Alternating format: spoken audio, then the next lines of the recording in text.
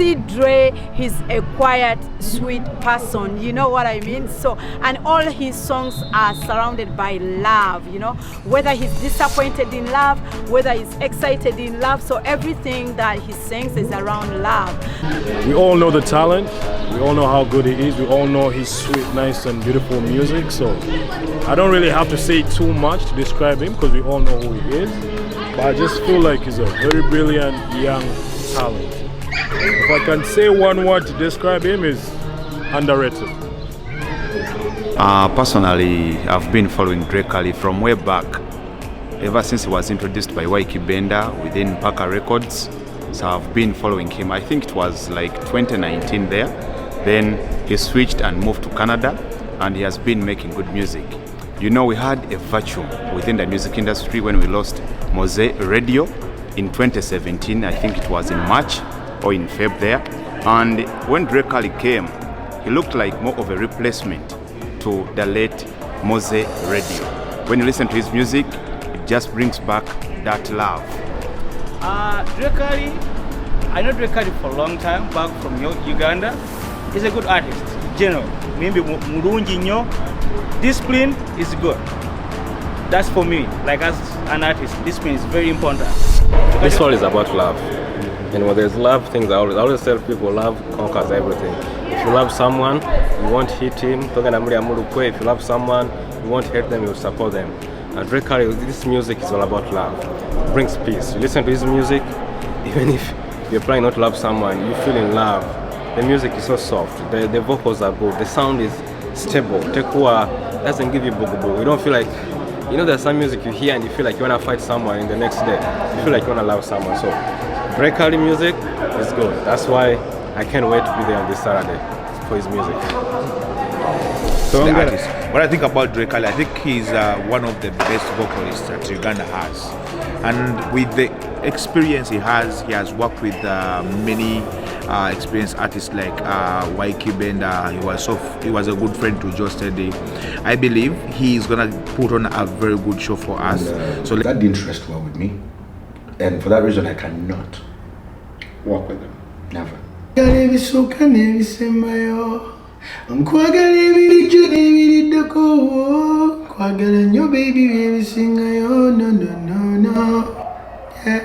Yeah, bisera binjize nesunana ko zari ali nafasi mu mutima ko kwagala nnyo baby byebisinga na.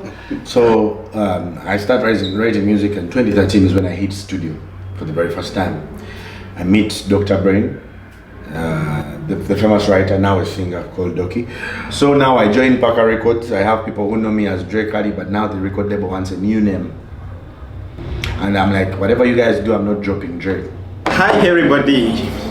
Thank you so much for joining us to yet another exciting edition of the 76 Media Toronto. My name is Ari Harrison Kaviri, and guess what? Today we have none other than Stephen Katende, alias Dre Kali. What an honor to have a great artist, originally from Uganda, but now based in Canada. Dre Kali. He's a superstar, he's a songwriter, he's a producer, he's an artist. He's a bunch of so many things, and most importantly, he's an engineer. So I must really say, Dre Kali, thank you so much for honoring our invitation. Thank you very much for having me. I am so humbled. 76 Media has always been family to me. Ever since I came here, they've been giving the positives, they've been giving the true stories. So for me to be here with you means a lot to me, because I've had a lot of media scuffles and all that, and they've been telling their own stories. Yeah. Surprisingly, some of those media people are now here as well. Interesting. It's very funny. And that's actually what we're going to be diving into. Yeah, but maybe for starters, Dre. Yes. And I must really start with this. Maybe before we dive into everything, who's Dre Kali? If you can describe yourself in a few words. Dre Kali is an artist from Uganda. He's a musician from Uganda. I am a reggae ragga. I love to say I'm a reggae ragga artist, but I'm also a singer. I don't want to group myself under the R&B charts because I'm not really doing R&B, but I'm a reggae raga artist. I am Ugandan, but I'm before the Dre Kali. I am born Andrew Stefan Katende. I was born to my father and my mother, Mr. and Mrs. Katende, and I was raised and brought up in Entebbe originally, and then I moved to Chitende like when I was a bit younger. And so I am really cultured and grounded from my roots from back home. I am a big brother. I am a kid brother. I am. I have very many things, but most importantly, I'm a human being as well. Yeah, that's very important. So, and I think you've actually even taken us into your background, Dre. If you could maybe let us know, how was your childhood like growing up? My dad was a tough one. My dad is a tough dad. I think that was the only way to actually bring me up because I was very stubborn. Being the firstborn, I was really loved by my dad. Firstborn, I'm not the firstborn. I'm the fourthborn, but I'm the firstborn for my mother. So I was really, really loved so much by my dad, and I think with a lot of love came a lot of strictness, wanting me to be a better man, not to make the mistakes he made and all that. So he was a strict dad. I love football with all my heart, and I was a culprit many times for coming back home late or for leaving home when I was not supposed to. I am also a very outspoken person, and as a kid that is a problem because then you say things you're not supposed to say and you end up in trouble. So my childhood was really full of being punished for being stubborn, but also full of learning some things the hard way. For example, they would stop you from a week. I remember at some point I had to grow up with my granddad and my grandparents. So they had these locally made swings. You know how you put a rope, the ropes that they used to tie cows. Yeah. So they tie it up on a tree and then you have that locally made swing. And it had been there for a while, so they had been telling me, please don't use it, it looks weak.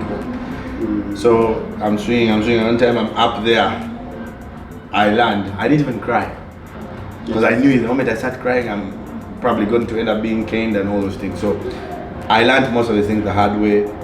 I learned very many things as a young man, and I saw very many things also as a young man because it's not easy growing up from where I come from as a young man with all the challenges that come through. But then when you grow into them and see them, you understand, it all makes sense when you become an adult like I am right now. You get to understand why some of the things are the way they are and why you went through some things and probably some things you had to go through because they are now very important. Yes.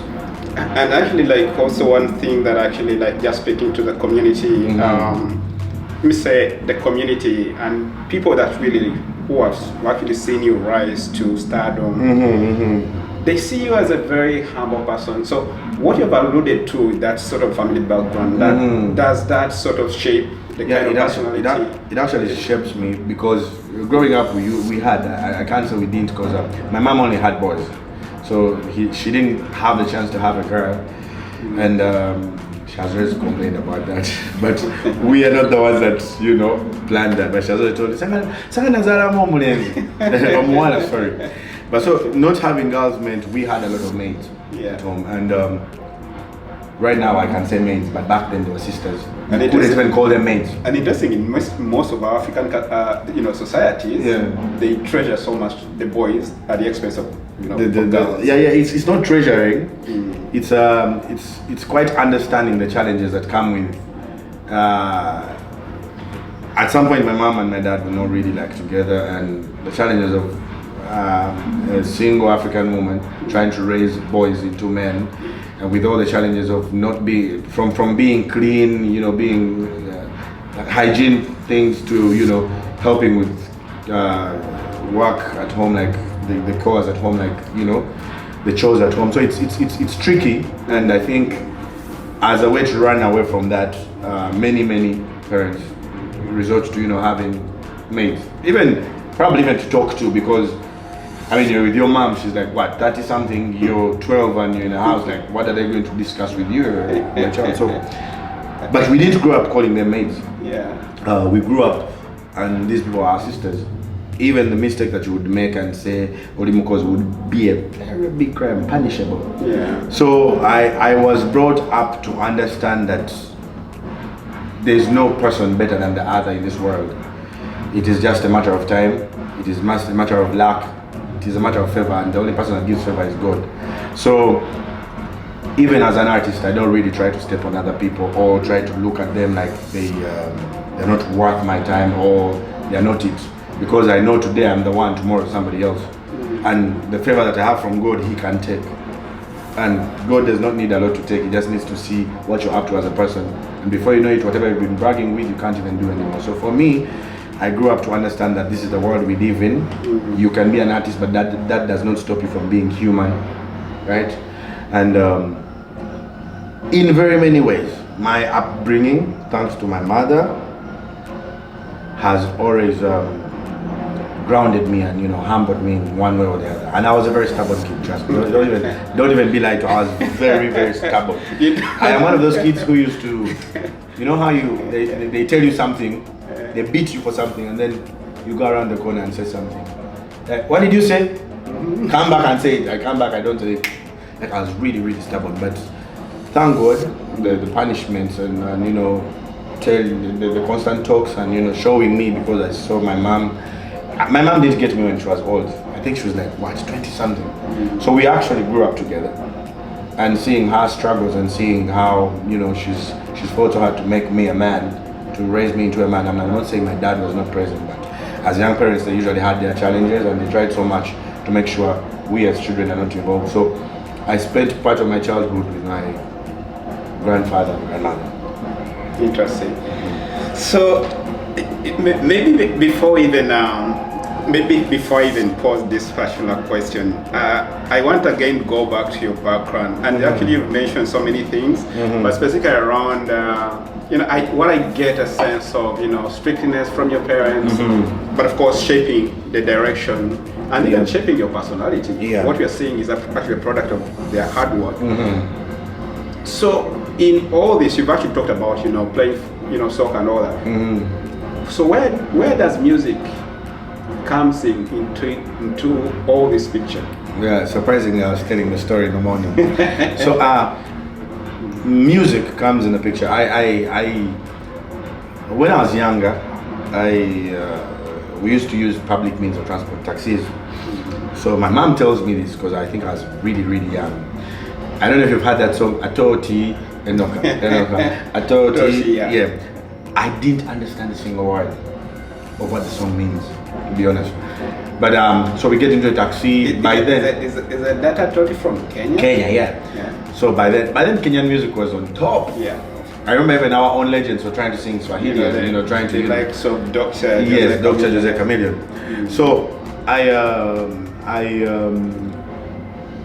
we entered a taxi. Now, remember those days where your parents would hold the baby? Me and my brother is 3 years younger than me, so they would hold, he was a baby at the time. And me, who was a bit grown, I would sit on what we call kameme, yeah?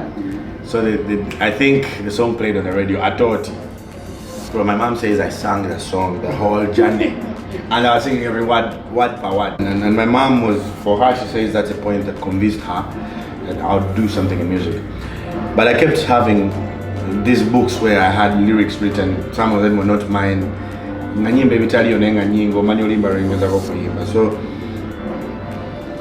then I grew up with a dad that really loved his music like that. Like he loved Bob Marley, but not really Bob Marley, Ykee Benda. So we would play Ykee Benda from, I don't know, from what? Sunday to Sunday. And then he used to listen a lot to CBS FM. Ngakuliko, bali wazanyanya nyimbo za Afrika at the time. So katenga mpuliriza Afrika, nempuliriza Ykee Benda. All these are great singers that I'm talking about. So I used to listen to this by force. Whether it was like default. Kumbe, the music was really getting into my head. And then my mom, on the other hand, she used to love a lot of, what is the name? A lot of, she had her artists, Betty Mpologoma, Mariam Dagide. She had one, Sophie Gombia. Then she had Kawia Semboga, that one I loved personally.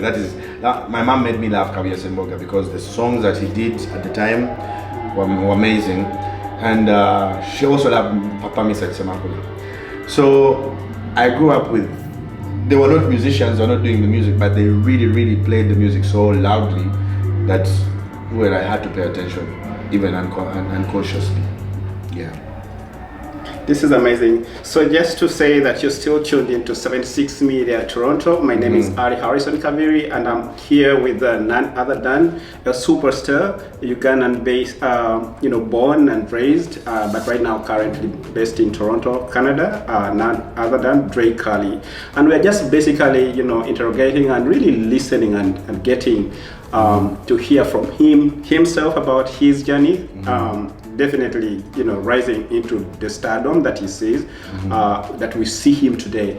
And it's quite an interesting journey. And just like actually what he's actually saying is, this probably some information that we didn't actually know, that he had actually a very strict the parents were very strict. Interestingly, it's actually the opposite, what we see, because Dre Kali, even if someone stepped on him, he wouldn't even complain, and that's what the community actually know about, because he's a very humble person. But Dre, I want to maybe just specifically about professionally. How do you start music professionally, and when? So I started writing music in 2013 is when I hit studio for the very first time. I meet Dr. Brain, the famous writer, now a singer, called Doki. He talked to me about how to write music and all those things. He told me, can you tell a story? Said, yeah. Then you can write music. Can you sing somebody's song? Like, perfectly. It's like, yeah, you can sing your own. So I started from there. There's a producer that worked for me who did the first songs that I had, like 2 of them. I used to think they're very nice songs until I now listen to them. And I'm like, what was I doing? And then I go ahead to meet some person that really introduced me to the music, was a producer called Manpolo. Now Manpolo was a producer, but he was good. He's the guy that did that Aziz Azion song, the one that had Bax Raga. I'm bad, da da da da da da. I'm bad, na na na na na. I'm bad. The guy that brought that style.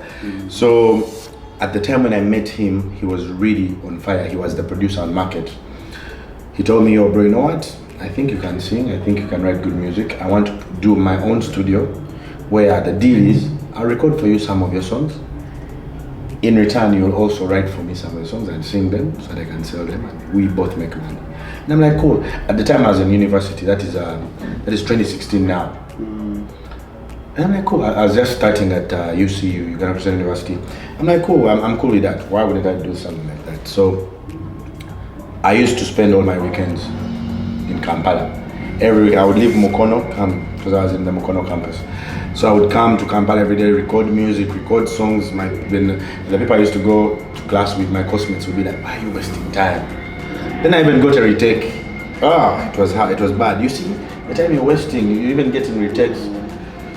And you see, back home I was a really bright student. Like, they knew I would perform. So when they see things are not happening. So this is the guy this guy introduced me to music. He taught me how to voice, how to sing, what they call lyrical content. He didn't teach me how to write, but he taught me how to, pattern up words and stuff like that. And then of course I had mentors. I was listening to radio all the time. I was radio, the late, sorry, may his soul rest in peace. I was listening to Radio and Weasel. I was listening to Bobby Wine at the time, Chameleon, Bebe Cool. Like, the artists were really booming, and there were young artists. There was Kid Fox at the time. There was GNL Zamba. What is, by the way, Kid Fox? I don't know. He's a legend. That's one thing I can tell you. So there was Caesar Man. So I was listening to a lot of artists, and you would learn a thing or two from them. And then, that's how I enter professionally into the music, and I start recording. I just keep recording and keep recording and keep recording till one day I worked with a trio. They were called the Sifa Boys, and I used to go by the name Dre 23. So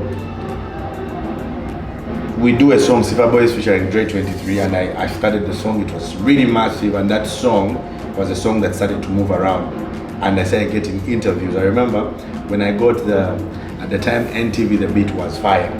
So when I got the NTV The Beat interview, I felt like I have now made it. I am now an artist official.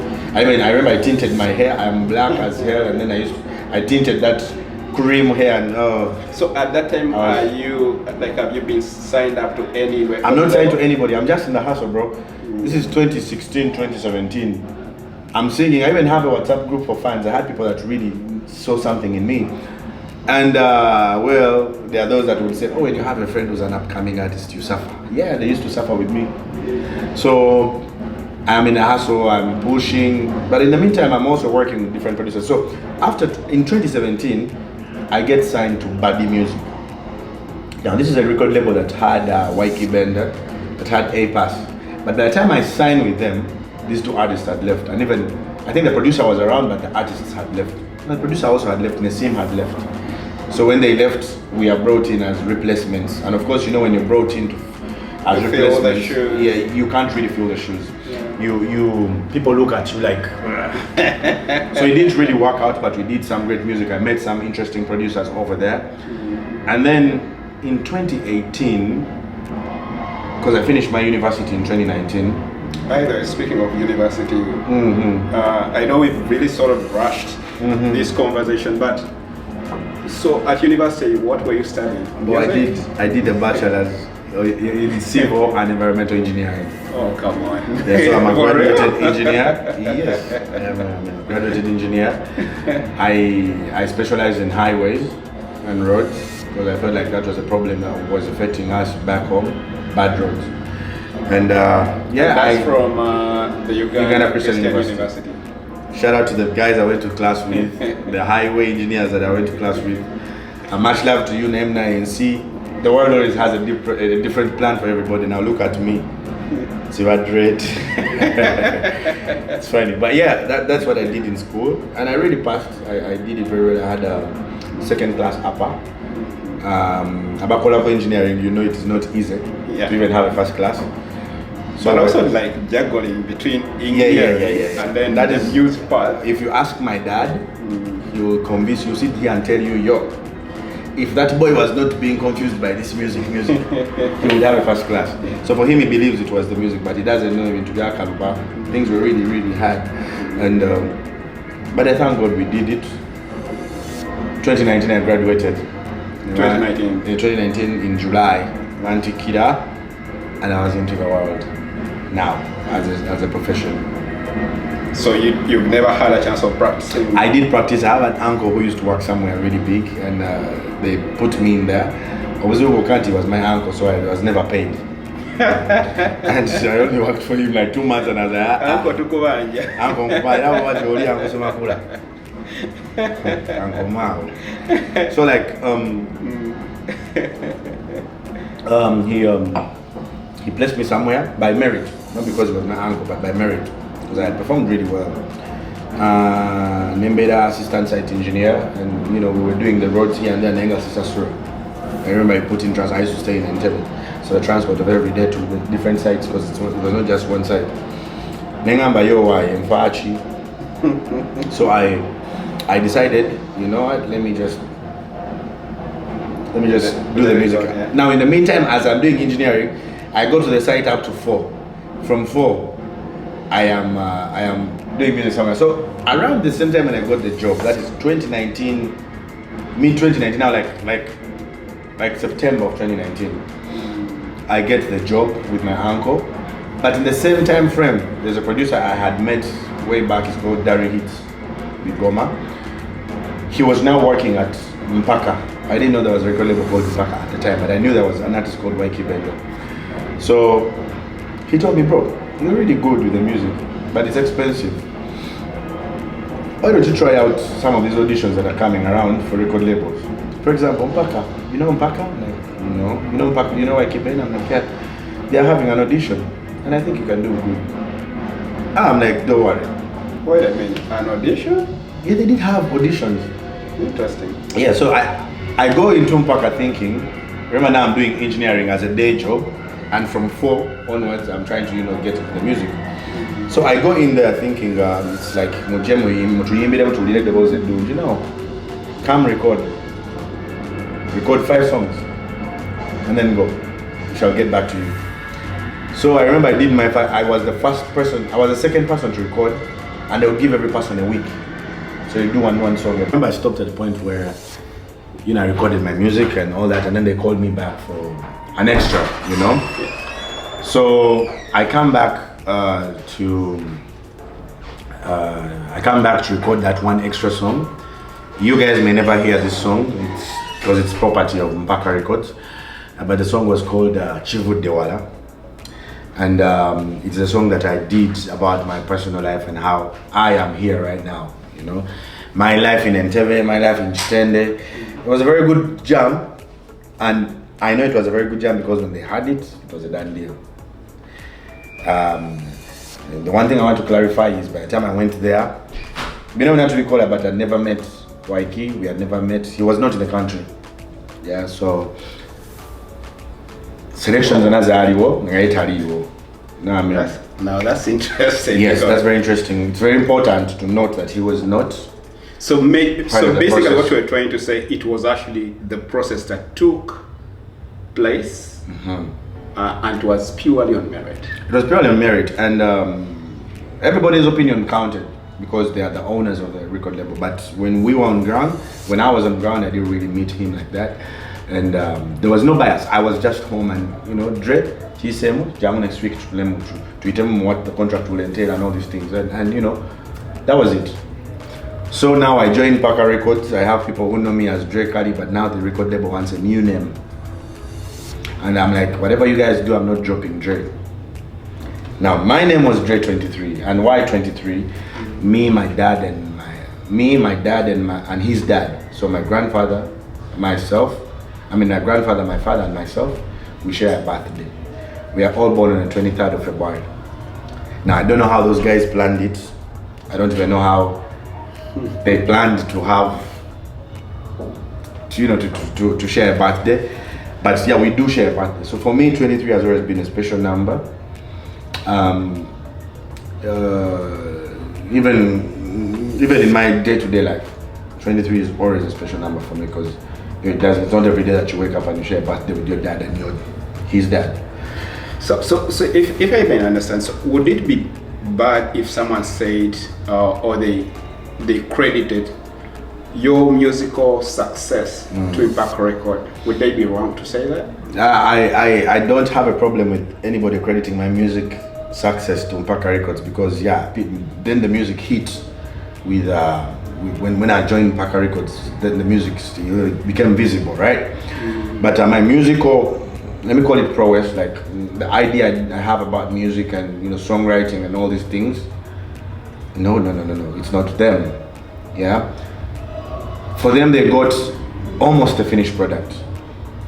You know, when they are cooking and then they give you that, you know, it's almost ready when you receive that. So that's what they got. They really got an almost finished product, because they got an artist who would write their own music, but there's somebody who taught me how to write. Shout out to you, Dr. Brain.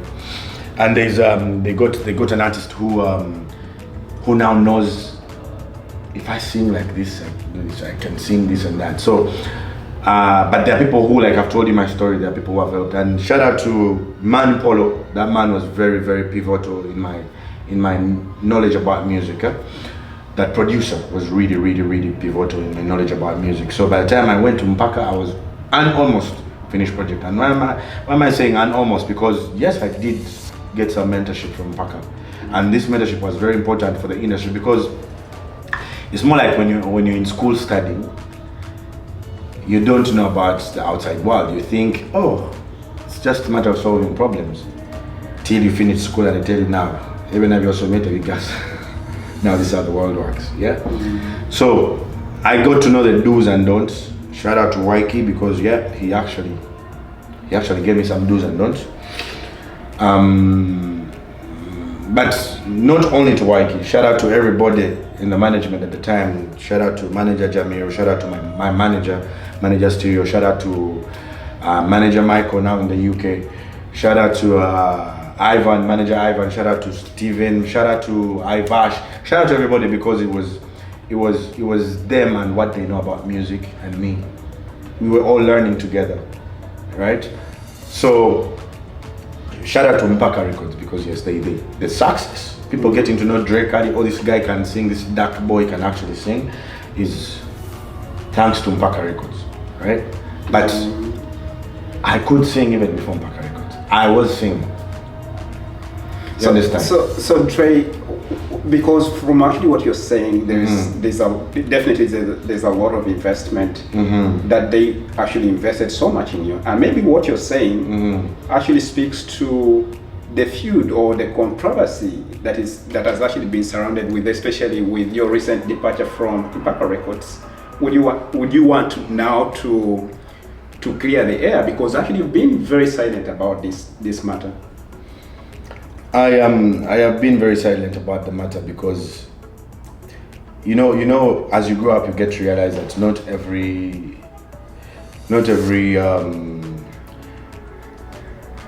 problem needs a solution. Not everything needs to be fixed. Some things are better broken, and not every nail has to be knocked down into a wood or something. As I grow up, I realized that when you keep quiet, you get to learn a lot of things. When you keep quiet and listen more and observe, you get to learn. You get to know your opponent's weaker points, because they don't have a direction. They're moving. Because Dre, we are talking about so many stories that actually so many fake stories. I want to say that to the media personalities that were once my friends, and you just came out. What happened? What happened? Why wouldn't you just give me a benefit what of really doubt? Happened? Because trust me, just going through when we were doing at 76 actually, when we're doing a lot of research about Dre Kali, your name keeps on. Let me say, Ykee seemed to have been very unhappy with your departure. Would you want to say anything around maybe what really went wrong? Because you seem to have had a very interesting journey. Alright, this is what I'm going to say about my departure, and this is going to be the last probably I ever say about it. First of all, disappointment, definitely. Ykee had the right to be disappointed. You know what I mean? So he's right. Well, I'm not going to say he's right to say whatever he's saying, because now the attacks are going astray. They're leaving me and going to my family, and that is something I don't play with. And that is when I got mad. I don't play with my family. I don't really mess with them like that. I've seen Ykee do some stupid stuff, some things that I look at and I'm like, oh, what the fuck? But I never really blame that on his upbringing or his family, because I know a parent is a parent regardless. Sometimes we the kids choose. When they came home, they asked my mom, so we want to work with him, and my mom said, you know what, he's a grown-up, he's an adult. And let me be clear, Ykee didn't come home, he doesn't know where I stay, he didn't know my home. He doesn't know where I used to stay, he doesn't know where my parents used to stay, he doesn't know anything about my people. He can even meet them and go past them, he doesn't know nobody. So I don't want it to look like we really knew each other so much. No, not really. It was a boss worker kind of relationship. But him being disappointed, definitely I understand when he gets disappointed. Even if it were you would be disappointed with me. Why would you say so? Because disappointment is appointments. The world is full of appointments and disappointments, and sometimes when you're disappointed, it hurts more. But now, when the disappointment turns into something else, then that is where the problem starts, because then you start losing it. When I left Mpaka, it was not because of them. And actually, let me say, I did not leave Mpaka. I did not leave because I've seen a story saying I left and ran away with some money and all these things. Why didn't I come out and say I'm out? Did you ever see an interview saying Dre Kali leaves, officially announces? I had social media platforms I could announce. I could open up any media. I would go live and say, you know, I left Mpaka. I could say that. I didn't leave Paka until October that year. You understand? But one thing I know about things is I'm going to use a scenario. If I am doing some things behind your back and you really don't know, but I am, for example, if I'm backbiting you and then you wake up one day and you block me from nowhere, the first thing that's going to come to my mind is, fuck, I think he figured out. You know what I mean? Mm-hmm. So because I now know, he figured out that I was talking about it, that's why he blocked me. So when I understand that, then I'm going to react a particular way. I'm going to go defensive. You know what I mean? I'm going to start trying to buy sympathy. I'm going to play the sympathy card. Because Dre, I know actually like maybe whatever happened is actually you and them that actually know. But why actually that it gets a little bit interesting is because it's been how many years since 3 years? 3 years. But the big man seemed to not have, gotten over it. It seems that the pain was so deep. No. And actually the fact that you're actually confessing to the disappointment, maybe there could be something really big that actually meets our eyes as fans, as people who follow your music. Honestly, I didn't live with nothing. I didn't live with I did not live with the studio. I did not live with any money. I did not live with their music. I did not take Ykee's voice or any other artist's voice. I didn't live with nothing. So as you're asking, I'm also asking why is it so prolonged and so this and that. But the one thing I can tell him is sometimes things happen, they disappoint you. Go home, get a good night's sleep, try to sleep better, work better on yourself, other than wasting energy on things that have actually disappointed you, because that's not how the world works. So the world is so when you get a disappointment. if maybe Ykee or the management in Parker reached out to you, maybe by extending an olive branch, is that something that you would consider working with? No, I'm not going to work with them because, like I said. But you said you didn't leave. Yeah. Now the contract is done, so I didn't leave till the contract was done. Okay. So now the contract was done. Now, in that time when I was really quiet, a lot of things were going on. The reason I left, like I said, was not even their own reason. It was nothing to do with them, because they had done their job. They had a few failures here and there as a record label. I had my own failures as a person, as an artist. We had our struggles, but why I left was nothing to do with them. And now why they get so defensive about it is something I don't really understand. The one thing I know though is I didn't leave till the contract was done. And that's when they also announced Dre Kali contract, Tiaguako, and all these things. Now, true. I also keep asking myself, what did I take that this man is so stuck on? Right? I didn't take nothing. I didn't buy any music. I wrote my own music, so I took my own skills as a person. Like I told you, I came to Mpaka and they did really market. And if they're disappointed, it is right, they're rightfully so, because, well, when I made it, it was locked down. We're not making any money. When actually I was supposed to make money, I had to leave because of personal reasons. You understand?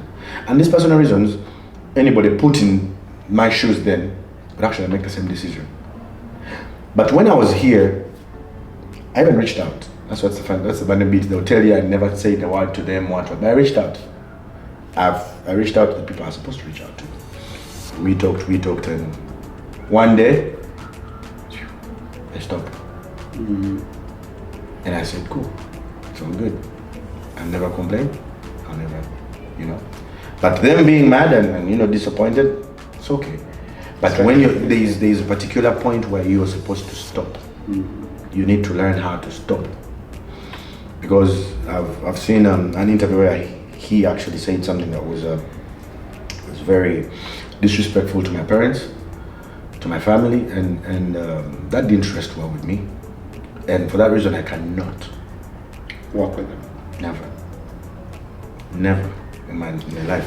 It's what I can actually really say, Dre, that I think if there's an opportunity out there, maybe to just get this whole feud out of the media, I think it would be really great, because it actually is gonna, in my view, and I would be wrong to even say that, because it overshadows the good music that people have actually grown to love about, you know. One thing I'll tell you, my brother, is I don't have a problem with Paka. Personally, I don't even have a problem with Paka Records. I've never had a problem, right? But I have a problem with somebody who goes on to national TV and airs,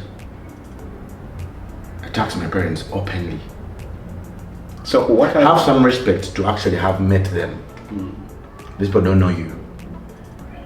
Even when you wanted to work with me and your people came to them, you know what they said? He's a grown-up, he has to decide. If he wants to, should work with you. They didn't say, let us see the contract, let us sign for him. No, they didn't even witness it. They only said, oh, you know what? If he's a grown-up, so he makes his own decisions. And then you go on national TV and start to attack them. With all the things that I know about you and you've done, the shortcomings that you've gone through, the things that I know personally that I cannot put out there. So this I have not really attacked your parents. So this seems to be more of like a personal matter. Now for me personally, and let me tell you, it is you who brought this back. For me personally, when he attacked my parents, I said, okay, you know what? Enough is enough for this person. I closed him off. I don't listen to nothing no more. You know what I mean? I don't care. In fact, he can never, because there was never a problem. There was never a problem. I didn't leave till the contract was done. And if I wanted to leave back, even when I was back home, I could do that. Because it was not saying, I'm done. I don't want it anymore. What so bad could happen?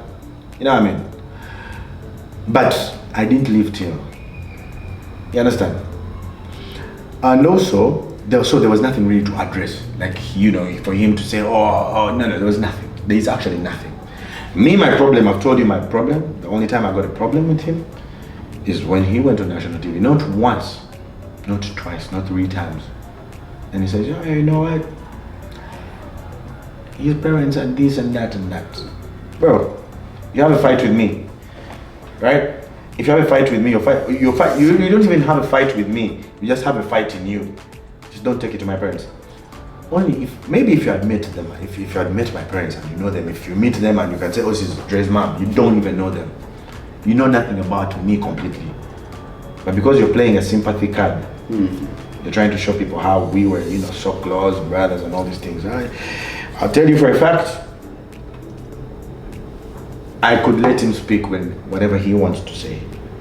But I would kindly ask that he keeps my parents out of his mouth. You know what I mean? Don't attack my family. Let them be, they don't know you like that. You could be a star. You're not a star back home. Like in my house, you're not.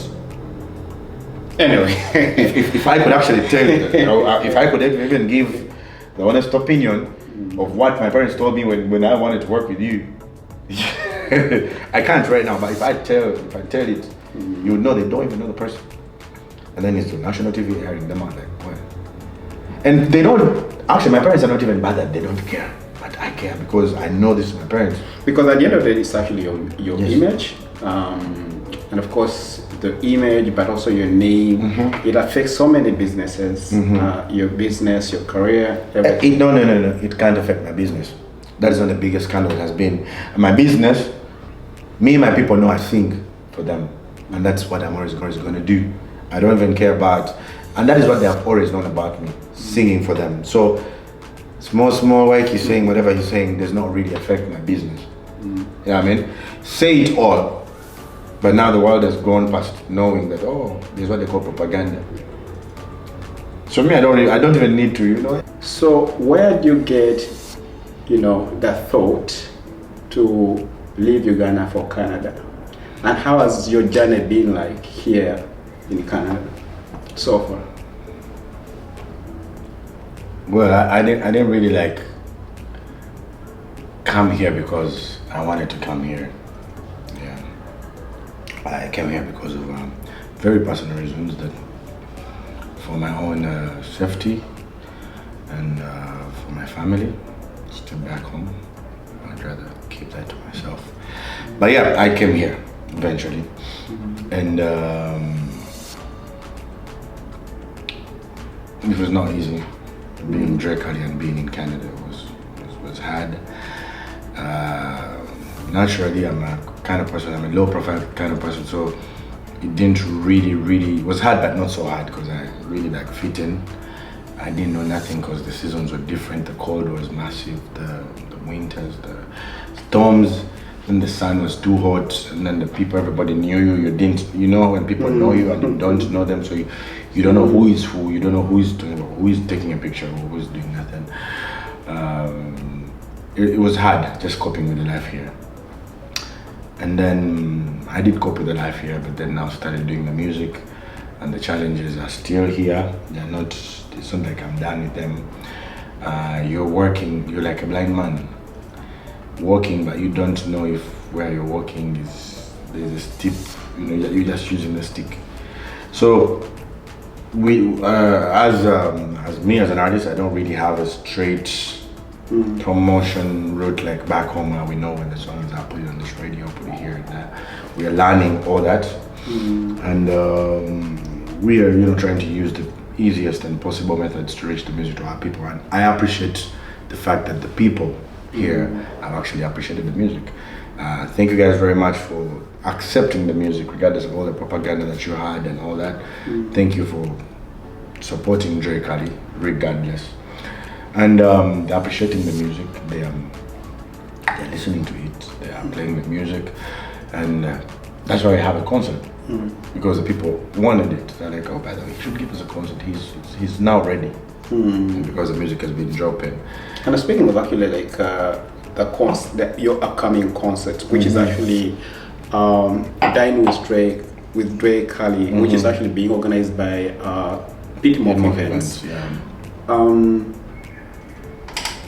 What inspires you to actually now? I know you've talked about now that you feel that you're ready, you know, to take this direction. But of course, you've been actually doing music, and maybe before we really dive into that, just to maybe expound on some of the challenges as someone who's transitioning into a new country and doing music. You're a star back home, and one of the things that I can frankly tell you, most of your fans are saying that you're really thriving musically in Uganda, and some of them think that is actually it was unwise for you to come here. Do you agree with them?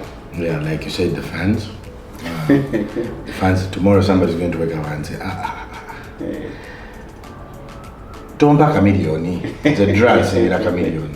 You know what I mean? Yeah. Don't bring me. Don't give me your radios when I have Dre. But bro, realistically, Dre is not even a quarter of what Chameleon is as an artist. You know what I mean? Yeah. So fans are always going to have their ideas, their views, and they'll always say things that they feel at the moment. But as a person, as an artist, reality has to always kick in for you as a person. Nobody knows my decisions and why I made them. Nobody knows how I run my life as a person. Nobody knows my challenges or my thriving. Like, nobody knows when I'm successful and when I'm not, you know? And that's the mistake that most of us, the fan, make, because when we see you in the limelight, yes, they know like, oh, this is supposed to be everything. Oh, yeah, good. Yeah. Yeah. You know? So for me, I can't even really come out and attack the fans. Yeah. Because for them, they are entitled to their opinion. And like I said, they'll give you opinions that are really mad and be like, Ykee did nothing not Dre Kali. And then you see that I'm like, I don't know, child, get that money. So for me, I let the fans have their opinion. I don't get carried away by their opinions. And if Dre Kali didn't really, if Dre Kali left, maybe somebody else is supposed to come in. You know, it is all happening on God's plan. Trust me. But also the other thing that I can actually also can confess to is that it's very hard for an artist to live such a a thriving career and then come to diaspora. Like you actually made that decision. But also one thing that I can really say that despite the challenges, despite the hurdles, transitioning into a new country, you are thriving musically, and you've actually kept in touch. Right now we actually have big projects that are actually happening. Maybe just speak to some of the projects that actually you're working on right now. The truth is now the social media era is a very good era because it gets us close to people, and now people are actually about the music. You will say everything, Chris Brown this, Chris Brown that, Chris Brown that, Chris Brown that. At the end of the day, we'll have a sold out show. You know what I mean? And so the fans understand real music, and that is what I remain grounded to. Real music, no hard feelings, no nothing. Let me sit down and sing for the people. So you may be out there and you don't like Dre Kali because of the stories that you've heard about me, cool. But you will listen to music and be like, all right, he actually does very good music. He's composed with the music. So I stuck to doing the music and doing it with that is what I know how to do best. Even if you wake me up any day, I'll sing.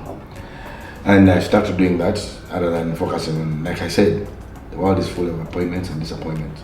So if you focus on the disappointments, you miss out on what the appointments are doing.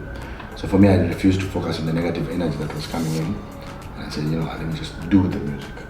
And I've done the music for the people.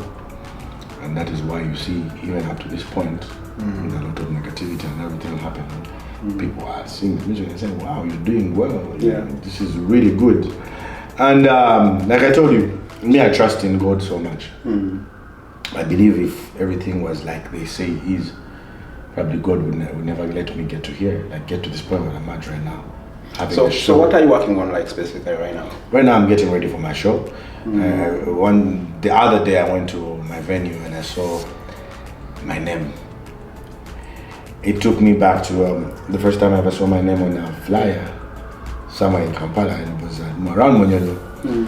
I was excited. I remember even telling the guys I was with park the car just to take a picture to say, oh, my name is up there. So waking up one day in a busy city like Toronto and your name is up there, dying with Dre Kali. Whichever way you see it, these are dreams being valid and these are prayers being answered. And for me, such small things are things that keep me going. I focus so much on where the positivity is coming from than what the negatives are saying. Dre tajafuna bantu. It's all good. Let's wait for the show and see. I can't even fight with you when I message afuna bantu. Alright, cool, no worries. But me, I focus on, I'll be Dre Kali. That one comment that comes, that is going to be. You understand? Okay. So for me, I put all my energy on the music. I thank the people in my community for being very supportive, for being very, they've been supportive, they've been welcoming, they've been appreciative. I am one of the people that was received so well when I came here. Everybody was really happy with me. And shout out to my parents. Whatever you taught me as I was growing up is working, because everybody has no problem with Dre Kali apart from the ones that really want to have a problem. I am really, really honored to be here among a few people, because life can take you anywhere, but it brought me among these people that welcomed me so well.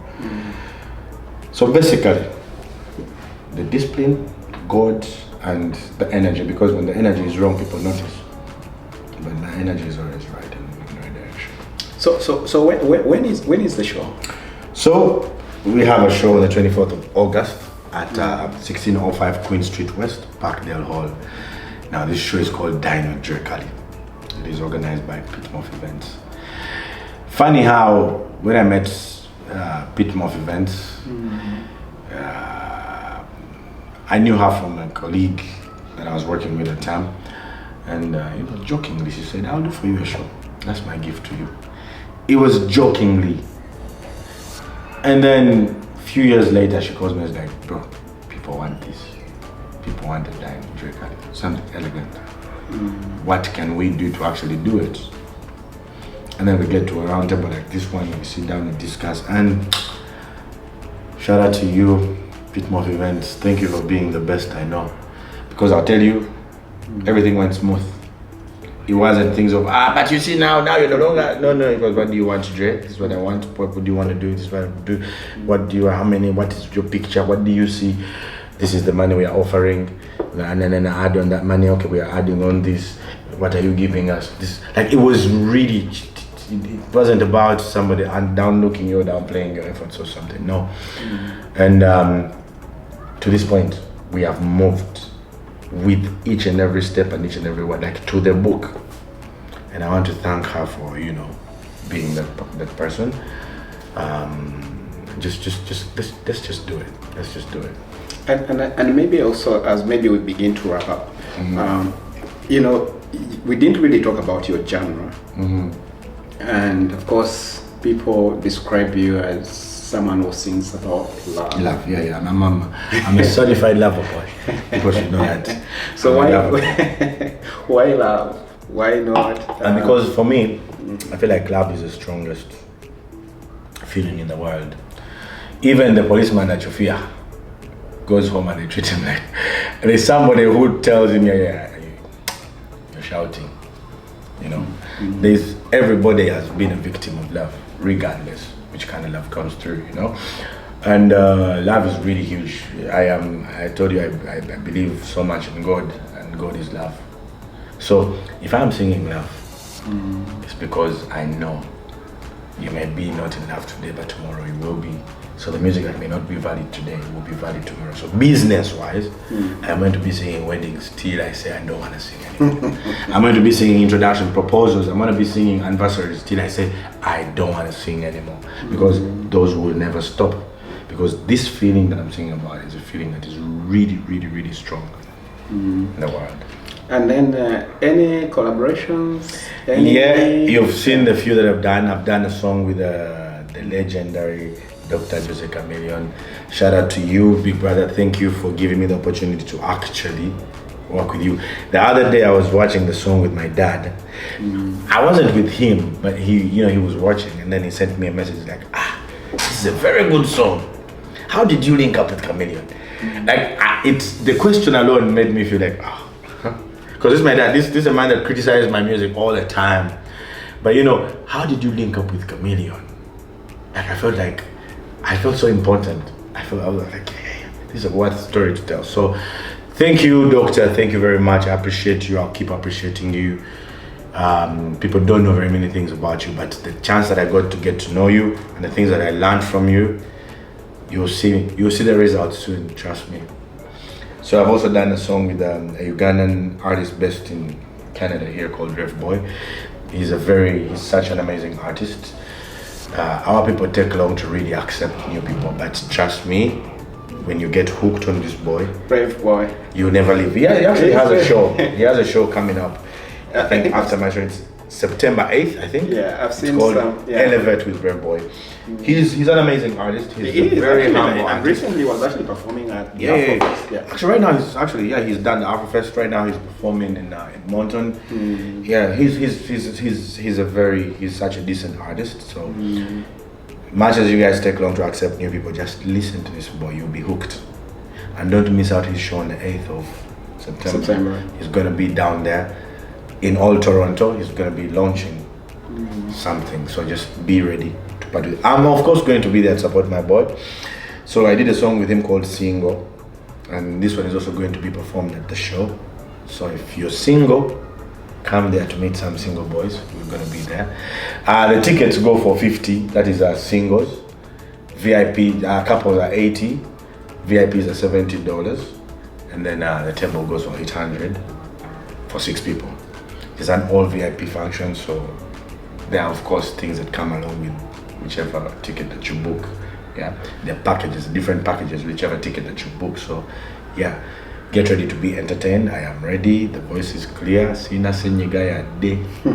So yeah, be ready. So I did a song with him, and I did a song with the most talented teenagers I know right now, Esther and Ezekiel.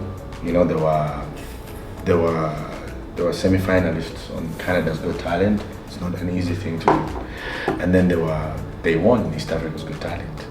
And the fact that I got to work with them on the project is amazing because, wow, who knew it was so random and boom, here we are. I remember people were saying, the song, I've had some love lyrics in the song, but thank you very much because you eventually came around and understood what we were saying.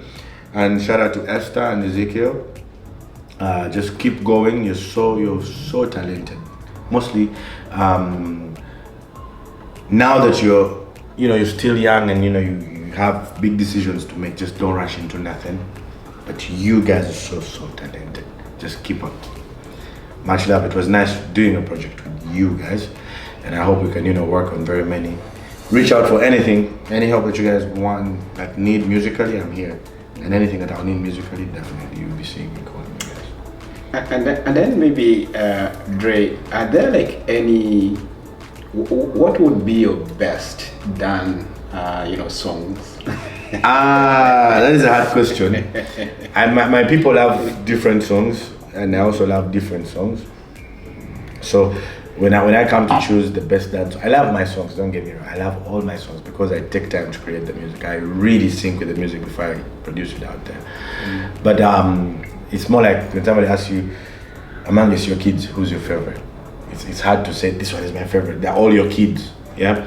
You want to choose all of them. So for me, I love my music endlessly, like all of it. I don't really have favorites. The best songs to be done are yet to come. Yes. Thank you so much, Dre Kali. Thank you for having me. It's always a pleasure to always host you, and maybe just your last words, your fans out there. Any message that you can give? Yeah, to everybody that has been watching this, thank you for tuning in. Thank you for being on Media 76, right? Yeah. 76 Media Toronto. Yes. Thank you for tuning in. For those who have just come in, my name is Dre Kali, the Ahmed Soundboy. I'm an artist from Uganda, but now based in Canada, Toronto. I have an upcoming show. It's called Dine with Dre Kali. It's happening on the 24th of August, 2024. It's going to be a Saturday at Parkdale Hall at 1605 Queen Street West. It's going to be a live band show. So come through because we've been preparing. We are ready. The organization is amazing. I can't even tell you guys what the organizers have in stock for you, but just come through. Get your tickets. $50 for singles, $70 for VIPs, $80 for couples, and then $800 for a table, 6 people. Just get your tickets. When you find my artwork, you'll see the numbers to call and reserve, seats and tables and all that. I have new social media platforms, and they have a different Kali than the one they used to. So my name, I rebranded to Dre Kali, which is DREKALI. DREKALI.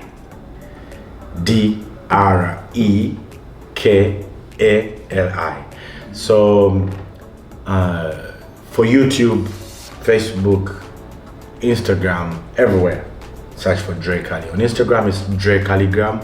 On YouTube, it's Dre Kali. On Spotify, Apple Music, whatever, it's Dre Kali with a K. DRE space KALI. And on TikTok, it's Dre Kali. So reach out, let us connect, let us let us talk the music. The one last word I want to say to everybody out there that your dreams are valid. Chase them. Sometimes it is going to rain so hard before the sun eventually comes out. So don't fear the rain. You just have to keep going. Keep going. Your story, your dream is valid. Don't forget that. And very finally, it will be. I would be disappointing my fans or the people that follow us on 76 Media Toronto without you leaving without giving us an acapella. So people have been asking me for this song. I have a new song called Chess Football that people really love so much, and there's this part that they love that says, "Baby, baby, gwanchankalanya wenti, yeah. You call me lazy, ngategwa mala mwamanyi. Anyway, singana likaligako, afazali wakatimba, nandifunyewe nkwetimba." Much love to you, everybody that's been tuned in. Dre Kali here, straight up. Thank you so much, Dre Kali. Thank you. Always a pleasure. What inspired you to work with Dre Kali? I love youth. I work with youth, you know. So when Dre approached me, and because I know that he's a big talent, he has a big voice, and he told me that he wanted to start his career music in the Canada, in the community where he lives, and he wanted to give back also to inspire the upcoming youth that are coming up in our community, that it is possible to actually succeed in North America or in Canada or in diaspora, because a lot of people think that you can do so well in art or in music when, like, back home. This is the idea in the community. So he came up with this idea and told me, you know what, I just want to make people know that it is possible when you relocate and you come in another country. So that's what inspired me, and I was like, I got you, I'll sponsor the show. So I'm so excited for the show. August 24th, it's a few weeks to go, and as a sponsor, I'm so confident that he's gonna do so well because he's likable and he has done so good in the community. And maybe for people who may not understand, why did you decide to name this particular show as Dine with Dre Kali? I named it Dine with Dre Kali, Whispers of Love, based on his songs, you know, based on his character, based on his nature. When you see Dre, he's a quiet, sweet person, you know what I mean? So, and all his songs are surrounded by love, you know, whether he's disappointed in love, whether he's excited in love, so everything that he sings is around love. So that's why we said, I think he fits, you know, the Dine, you know, that music, that culture, that environment, the sweet melodies. That's why he came up with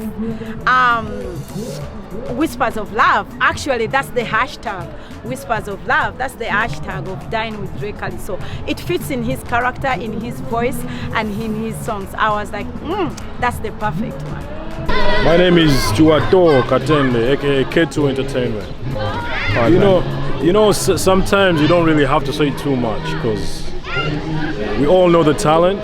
We all know how good he is. We all know his sweet, nice, and beautiful music. So I don't really have to say too much to describe him because we all know who he is. But I just feel like he's a very brilliant young talent. If I can say one word to describe him, is underrated. My name is Rick Henry. Personally, I've been following Dre Kali from way back, ever since he was introduced by Ykee Benda within Parker Records. So I've been following him. I think it was like 2019 there. Then he switched and moved to Canada, and he has been making good music.